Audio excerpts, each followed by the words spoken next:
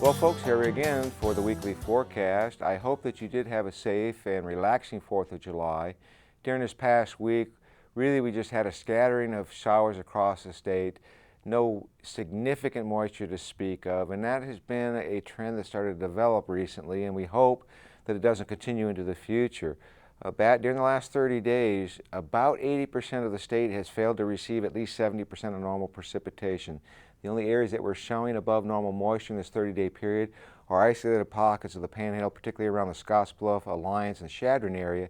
And then in eastern Nebraska, the area between Omaha and just to the east of Columbus has also shown a defined trend for above normal moisture, but everybody else has been missing out recently on precipitation. And this is important because as we look at the NASS statistics, the Agricultural Statistics Service is indicating that as of the last day of June, no, and let me repeat, no percent of the corn crop had reached either the tasseling or silk stage. Last year at this time, 22% of the crop had reached the tassel or the silking stage, and the 5-year average is around 5%.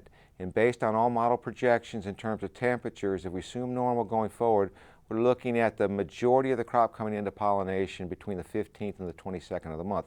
So moisture is very critical now. We don't want to be running out before pollination. So let's take a look at the upper air models and see if we have anything of any significance in the forecast. And I'll draw your attention, last week we talked about the possibility of this trough kind of sitting around the eastern and central corn belt, bringing in some cooler air. Although that's held to place, it was a little bit stronger than normal, but we are starting to try to see that ridge and that heat from the southwest starting to move eastward. I don't think it's going to quite make it to eastern Nebraska, but certainly western Nebraska is going to see some pretty significant warmth over this weekend. Now as we go into tomorrow, we'll see that ridge starts to expand, so I expect that everybody in the state will probably be well into the 90s, and as we get into the southwest part of the state, triple digits looks to be in the cards. As we go into the day on Monday, we'll see that where the ridge starts to flatten out on the top, most of the energy stays to our north, so anything that we do generate in terms of isolated thunderstorms is likely to be well to our north or along the northern Nebraska border, and some isolated pockets out in the Sand Hills and to the western portion of the state. Now on Tuesday, this represents probably our best opportunity for precipitation across the state as we see a trough trying to dig its way into the central corn belt. Most of the energy stays in the Dakotas, but it does look like if there's any heavy precipitation, it'll be in northeastern Nebraska with lesser totals the farther west and south that you head from this region. As we get into the day on Wednesday, we'll see that trough still remains in place. So in the southwestern part of the state, we hit the hotter temperatures, the northeast the cooler temperatures, with some isolated thunderstorms possible. Now as we get into the day Thursday, the ridge starts to build back in. We start to push that cooler conditions back toward the Great Lakes.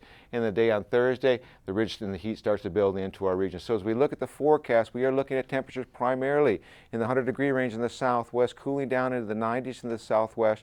In the east, we're looking at 95-degree temperatures cooling down to the 80s with scattered thunderstorm activity. 8 to 14-day forecast keeps the cool temperatures in place. In terms of precipitation, are showing above normal precipitation, but with that ridge in place, I think this is way overdone.